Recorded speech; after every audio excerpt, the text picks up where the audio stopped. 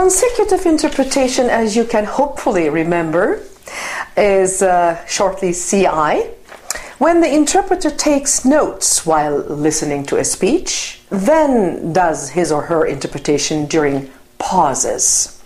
This is commonly used when there are just two languages at work. For example, if the American and French presidents, wow, think about the situation, and think about the responsibility as well, were having a discussion.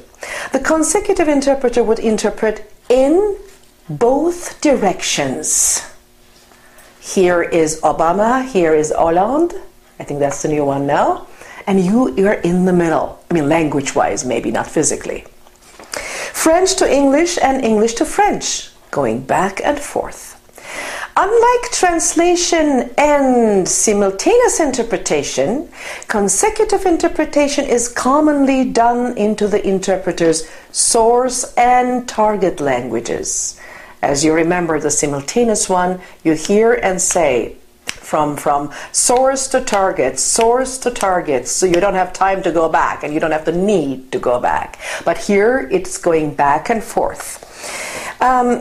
Here we prepared some accessible sources for you, and you can click on them and look more for details. Meanwhile, I'm going to go through the reading material with you, with adding some of my important points I'd like to share with you.